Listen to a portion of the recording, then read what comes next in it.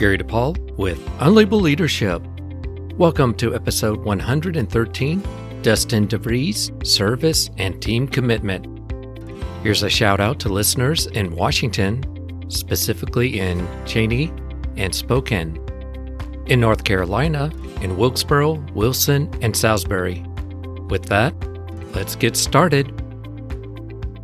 When not playing tennis, fishing, reading, gardening, hiking, cooking, or spending time with his family, Dustin lives and breathes software development. He has more than 20 years' experience in the field, and he is the CTO and co-founder of Caffeine Interactive, a company that provides web and mobile app development, and more. If you want to get to know Dustin a little bit better, you have to dig deeper, and here is what one of his colleagues said about him. Dustin has blown us away with his responsiveness, professionalism, and ability to seamlessly integrate with our team. Above all else, Dustin oozes integrity and is simply a great guy both in front of and away from the computer. We're lucky to know him. Part 1. Parkinson's Law. Working in teams can be complex, both from a people perspective and a process perspective. In this story, Dustin shares with us Parkinson's Law and how it helped him with his project management skills. Here's Dustin to explain. I've been working now in software for 20-something years. First 10 years of my career was working in the semiconductor industry, and I had a manager who told me about a concept I'd never really heard of before, but it made a lot of sense when I heard of it. It's called Parkinson's Law. The idea behind Parkinson's Law is work expands to fill the time allotted for its completion. So when you think about project management, scheduling, things like that, start thinking about how you want to schedule things and how long tasks are going to take. And if you got a big project, you break it up into subtasks. Fairly common thing you do with software development, really any kind of big project, construction, whatever industry it is, it's probably the similar type of thing. Well, the whole idea is that you want to try to window the time that people have for different tasks so that everything kind of adds up together and you stay on schedule. If you're not disciplined enough about the time that you allot for a given task, it could take any variable amount of time, a lot of times detrimental to the schedule. So being more intentional about scheduling is kind of what the principle I took from that with Parkinson's Law, because we had some problems with scheduling. When I was working in the semiconductor industry, we had a lot of projects. We weren't meeting our deadlines, trying to figure it all out. And we started talking about this and just realized, oh, well, yeah, you're right. I mean, I think for myself as a developer, sometimes I'm given tasks.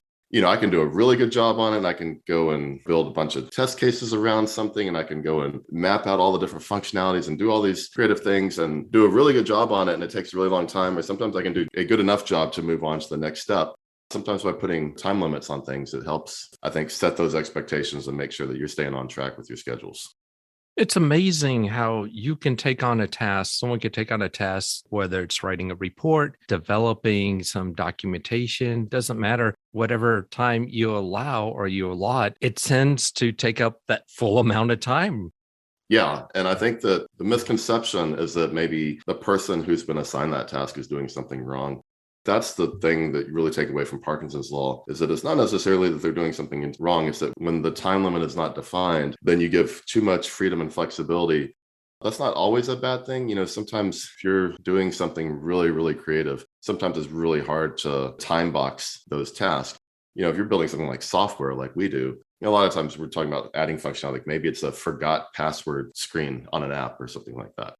Those are the kind of things that you really want to be able to time box that. You don't want someone going and spending a week building something like that. But you could build forgot password process within your app and spend that kind of time on it. But then what happens to your schedule? So setting those limits, I think, really helps a lot. It also enables you to have more self-discipline in what you're doing, at least be more aware of the time that you're spending on particular tasks, and helps you prioritize the work that you're doing during the day.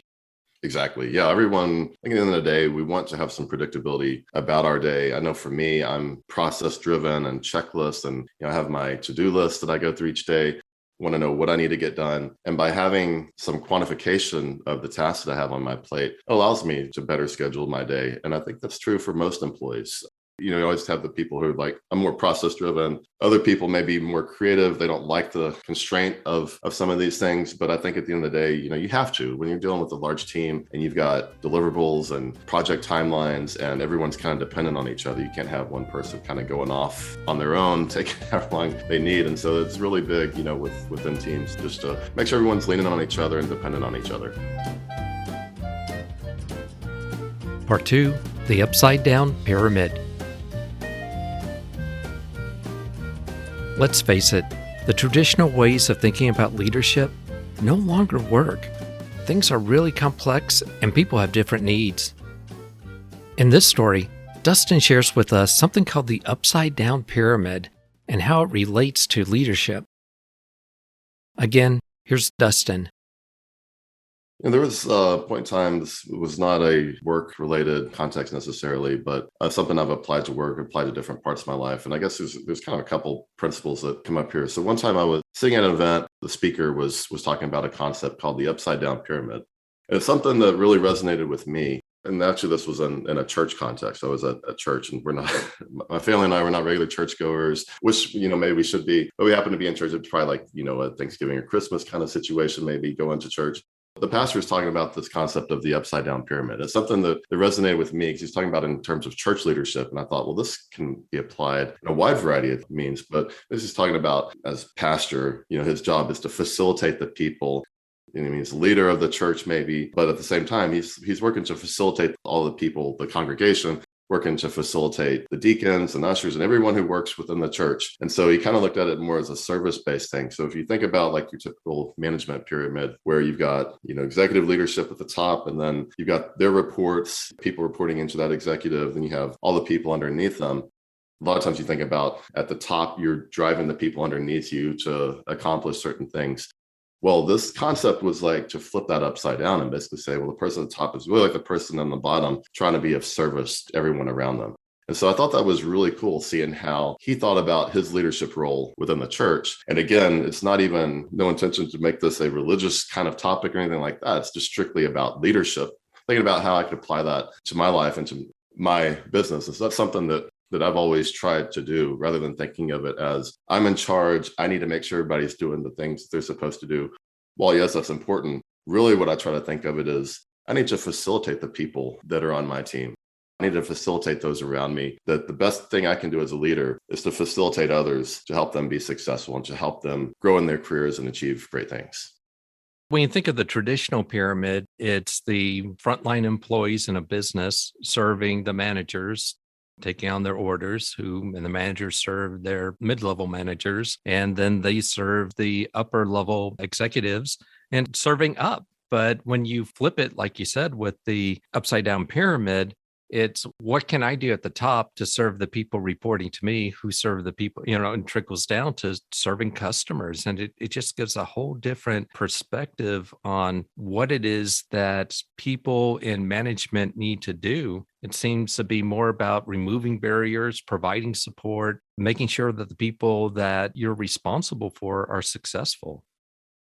Yeah, I totally agree. And I think one of the first business books, when I started thinking about starting a business, one of the first business books I read was The 7 Habits of Highly Effective People. It's, old classic that a lot of people have read by, I think, Stephen Covey is the author's name. Yeah. One of the topics I took away from that, which kind of ties into this too, to sort of tie that together, is this idea of an emotional bank account that everyone you work with, and really it's, again, this can apply to any relationships. This doesn't just have to be work-based. The idea that you're making investments in people, and then sometimes things happen and you have to make a withdrawal. So if you think of it like a bank account, you're constantly putting money in, meaning you're constantly trying to support and encourage people and be, if you're a boss, maybe it's being a good boss, or for us, things like giving people time off for something that they need to do. We occasionally have an employee who maybe has like a personal problem that comes up that was out of their control, and they're freaking out. They're like, I need to take half a day and this project's going to slip. And it's like, well, just take the day, like get yourself together, take care of yourself, take care of your family, do what you need to do.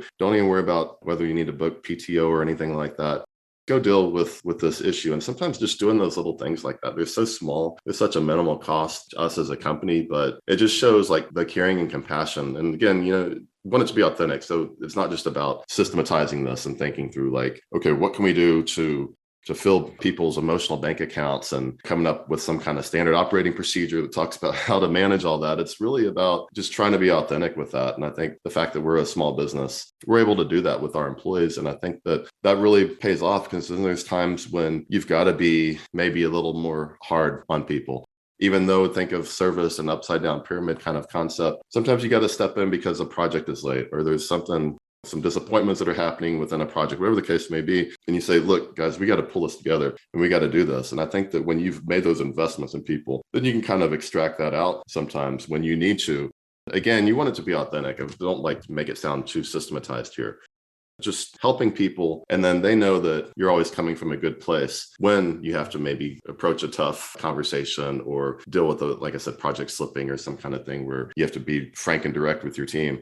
It's a good balance. It's something I've tried to do more as a manager. And I think our team, it's about filling each other's buckets. And that's what we try to do. I think you're tapping into a concept that I call work-life balance. And what I mean by that, it's not in terms of time, but that you cannot separate you as a person at work and you as a person at home, because one affects the other. At the beginning, just like you're saying, if someone is sick, someone is overwhelmed, emotionally stressed, or has a loved one in the hospital, they're not going to be able to work at their best. Giving them the time and support to be able to take care of their personal challenges, it changes things quite a bit with that person where they want to, they appreciate that what you as a business manager does. They want to do well. They want to do well with the company. And I've seen this time and time again where people have just really have stepped up to the plate when they are valued so much that the company will support them during their troubling times. Yeah, I think if you have a employee-employee relationship that feels contentious, like you're constantly trying to keep each other in check, then it starts to feel like, I know early on, like before I had my professional jobs, working at like a grocery store as a cashier, that was one of my jobs in high school.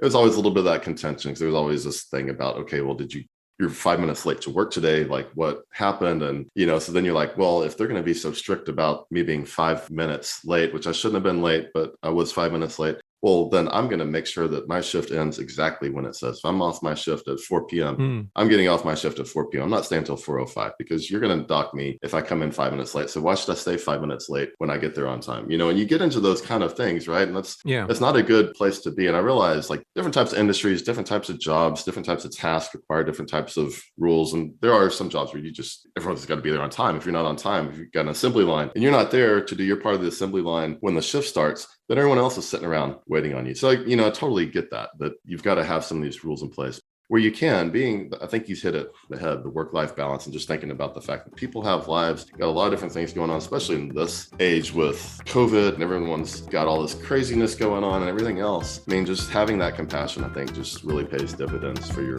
entire team. Part 3, empathy, clarity, ownership, and buy-in. Working with people, it can be difficult, but having strong leadership capabilities does make a difference. Dustin offers us some advice on how we can improve our leadership capabilities. Here's Dustin to explain. As far as advice, takeaways, and that sort of thing, as I tie it back into the concepts talked about here, like Parkinson's law, upside down pyramid, emotional bank account for dealing with relationships, I think there's a few things that come to mind. One is being compassionate, having empathy. Again, I hate to even box this in just to work, even though we're talking about leadership and principles around that. And we often want to tie that into work. I think it applies in life in general. It's something that I'm cognizant of it. And something I'm constantly challenging myself to do every day, to invest more in the people around me and to be more supportive and understanding of people. Then, tying into Parkinson's law, that's kind of a weird one because we're talking about all this empathy and compassion to people. But then we're also talking about being really strict and rigid with expectations on projects. I think that's only the humane way to handle project management, is to have expectations with people. And that doesn't mean that things don't slip or schedules sometimes don't get met. Hopefully those are the exceptions, not the rule. But it allows, when you have everyone working that way, when everyone's feeling compassion, empathy for each other and trying to help each other, then you're setting these expectations, these boundaries so that everybody knows when their piece of the pie needs to be completed. I think it just makes for an overall good relationship among everyone. If there's takeaways, I think it really is just supporting the people around you, being empathetic, helping them. If you need to think of it like a bank account, like Stephen Covey talks about in the 7 Habits of Highly Effective People, great. But just think about wanting to help people and contribute to them, support them, and help them be successful. And then also being clear with people, though, about expectations, so that, and it's not, again, an edict thing from the top where you're barking out orders, but it's really about just saying, here's what we're going to do as a team, guys. Here's how we're going to go through this project. Here's how we're going to go through this process. And here's the expectations with it. And I think when you do those things, I think people come together and do some really good things. It's been my experience, and hopefully it is for anyone who tries to leverage these principles. You're also saying is that you set appropriate expectations that everyone agrees upon, that you give the people you're working with autonomy to do what they need to do to get the tasks done, but also you hold them accountable. And if they're unable to fulfill their tasks because of some unexpected reason, it's their responsibility to raise their hand and say, hey, I'm in trouble here. I'm having a problem, or I'm distracted, or something's happened in my life that has really challenged me and I need some support. That's what you want out of the people that you work with. Yeah, you hit the nail on the head, and you probably made the most important point that I failed to make in my comment, which is everyone has ownership in that. Yeah. It's not necessarily I'm going in and defining here's the time that this task should take. It's that we are defining collectively as a team. If the task is assigned to one person on my team, well, I'm working with that person on my team to say, I think this should be like a half-day task, or this should take 2 days to do this. Do you agree? And it's their chance to speak up and say, no, I think this is going to take longer. Or if they, some cases, may say, well, I think I don't need that much time for this. We can do it in a shorter amount of time.